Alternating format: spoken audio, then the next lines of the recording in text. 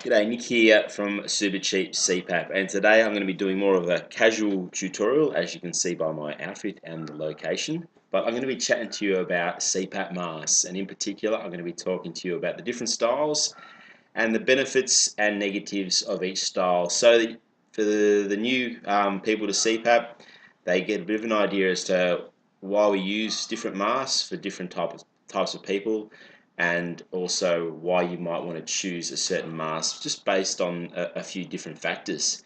So I'm going to get right into it, and the first mask I'm going to chat about today is called the nasal pillow mask.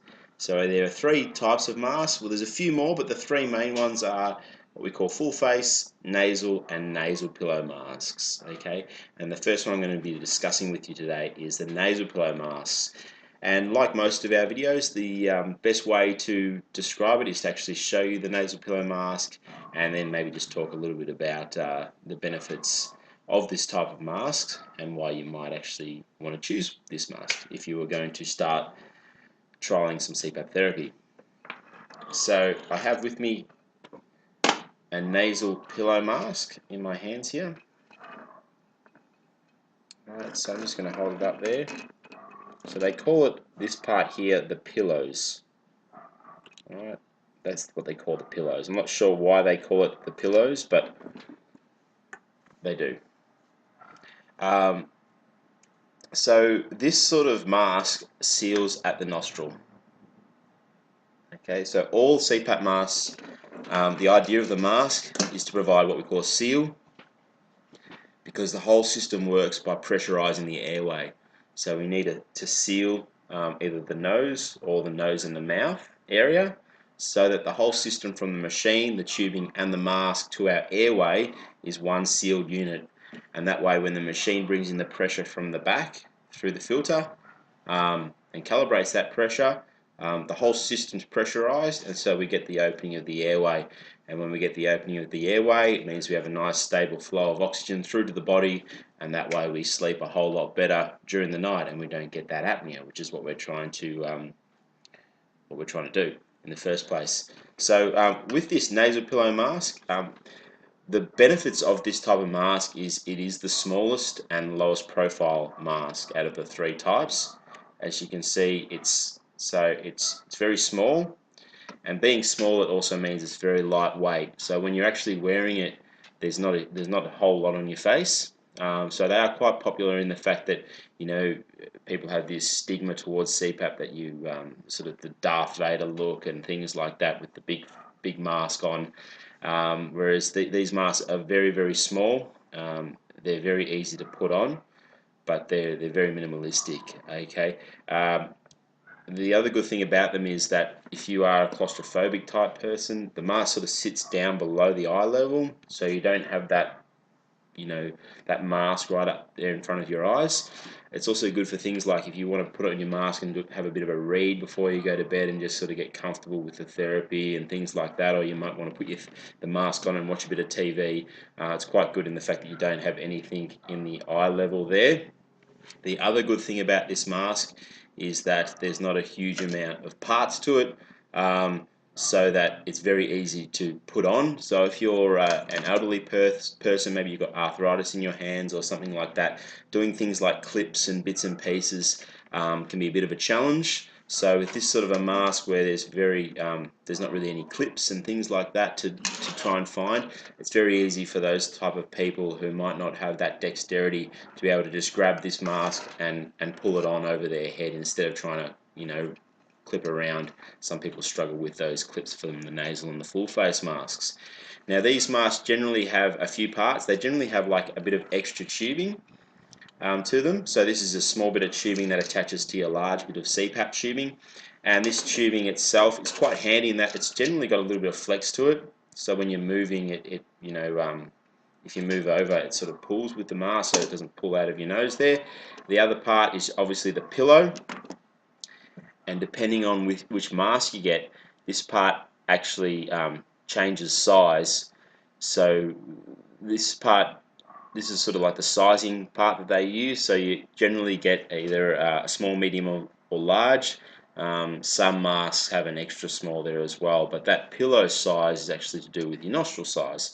And the good thing about these masks is that most of them come with all of the sizes included, and that's very handy in that you can just take out a size. This generally has an M or an S or an L on it. You can put it up to your nostril and go, okay, that's the right size. Okay, now this one here is a medium. I'm probably a small, but I've just got a medium here for demonstration. So that's one of the cool things about the nasal pillow masks, is that they do come with all the different sizes. So sizing is very easy, and most of them come with adjustable straps as well. Now, with the mask, they're really easy to put on. Generally, you just pull it over the head like so, place it into the base of the nostril, and then just tighten accordingly. And they generally have one strap that comes up the top and one strap that comes around behind, but there's all different types of models, and that's sort of the mask there. So it kind of look like a little bit of an elephant there. We get that thing, but as far as CPAP goes, we all know it's not a beauty contest. You're going to be sleeping, lights are going to be out, so don't worry too much about how it looks. Now, why you might get one of these masks is because you might be claustrophobic, or you might not like the idea of having that big mask on. The other reason might be if you've got a beard. So if you're a guy and you've got a beard or a mustache or something like facial hair, the nasal mask and the full face mask tend to obviously they cover more surface area, so you've got to seal more surface area. And once you get hair going, it's very hard to get a good seal, because obviously the air can seep out through where the hair meets the actual seal of the cushion. So these sort of masks are pretty good, because although sometimes guys have a fair bit of nasal hair, you can trim that up, and you can get a really good seal just at the nostril, so you can avoid having to seal right around the beard area or the moustache area. That's a really good reason. Another good reason might be if your nose, the bridge of your nose here is raised. Sometimes with those masks, the nasal mask and the full face mask, you can get a lot of pressure placed on this area here on your nose, which can cause it to be quite sore and red. Because if you're pulling that mask on, it generally tends to put a pressure on whatever the raised area is. So if you do have a bit of a bump there, or maybe you've got a deviated septum or a bit of a crooked nose, that can be a bit of an issue, because you might get air leak into your eyes, but it might also cause a lot of soreness on the bridge of your nose there. Another reason might be if your job requires, what's the word? Say you're in a position where your looks are important, that might be a reason to get one of these, because sometimes the full mask or the nasal mask can actually leave red marks just where the actual, they go away generally after 30 minutes or so, or an hour, but sometimes they can actually leave sort of marks on their nose or around their skin, and the straps can also tend to leave marks as well. So in that scenario, if maybe you're a hairdresser or something like that, or a position where your looks are important, you might want to get one of these masks, because they generally don't leave too many marks on your face in the morning. So when you go to work, you're not going to have people sort of saying, why have you got that mark on your face, or people looking at you funny. So nasal pillow masks are very good. One of probably the negatives or the disadvantages of this mask is that because they are so small, and they can sometimes move around a bit during the night, which means that when you're moving around at night time, it's a little bit easy for them to sort of come out of the nose, and people sometimes fiddle with them a little bit just to make sure that they get that seal in the nostril. The other thing is obviously, being a nasal mask, you have to breathe just through your nose over night time, which means that your mouth has to be shut. But that's the same with a nasal pillow or a nasal mask. It's all exclusive breathing through the nose, and sometimes that takes a bit of getting used to. One of the other things is that sometimes people get soreness in the nostrils. Okay, but just because the nasal pillows rubbing in the nostrils there can cause a bit of soreness. That generally goes away, like all sort of masks. If you wear them enough, the little issues that you have in the beginning generally resolve themselves without too much issue. You can put a bit of Vaseline on it if you need to, or something like that as well, just to help with the rubbing, so that it doesn't cause too much irritation. The delivery of the pressure is a bit more direct. So the actual, with a nasal or full face mask, when the pressure comes out, there's a bit of a space there, and so you sort of end up breathing the pressure in a little bit more, whereas the nasal pillow, the pressure is quite direct, so it feels a little bit more intense, I think. And the other thing is when you're breathing out, sometimes people find that it feels a little bit harder to breathe out because there's not much room for the, when you breathe out, you've only really got that space to breathe out into, so it's quite not a huge amount of space, whereas a nasal or full face mask, when you're breathing out, there's a bit more space, a bit more surface area to breathe out into, so most people feel that when they breathe out, it's a little bit easier with some of the other masks than compared with the nasal pillow mask. But certainly very popular mask. There's a few reasons why you would look at possibly starting up with a nasal pillow mask or trying out a nasal pillow mask at some point in your CPAP adventures. The next mask I will talk to you about is what we call a nasal mask. This is a nasal mask. Okay, just a pretty standard sort of nasal mask. It just goes over the nose, so I'll just take the cushion off. So it just goes over the nose, the nasal masks. And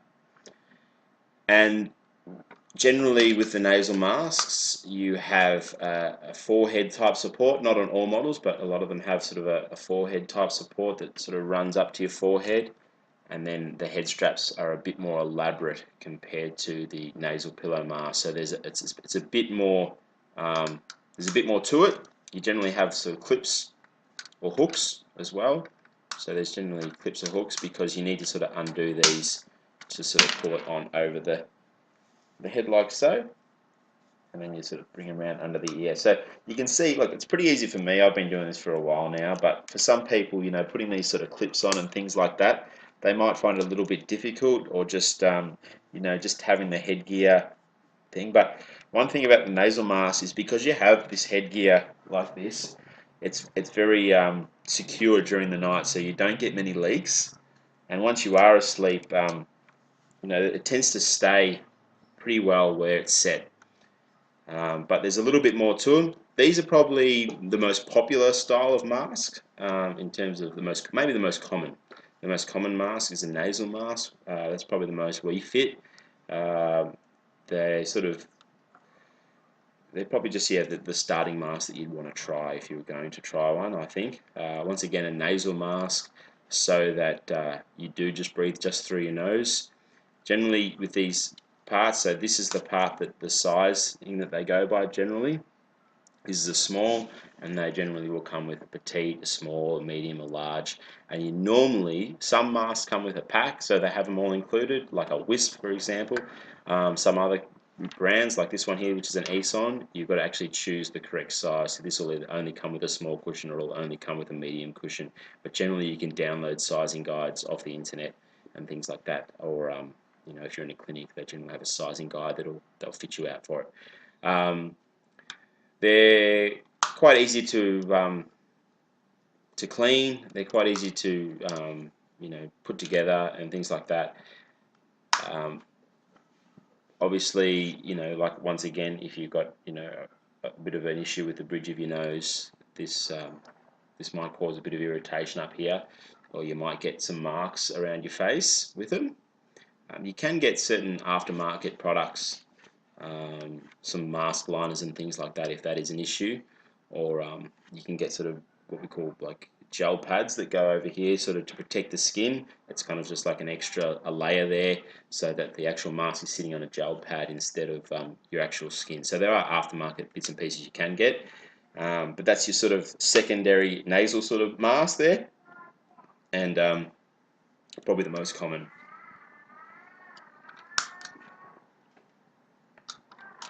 Now the last one is what we call the full mask, and it's a bit bigger.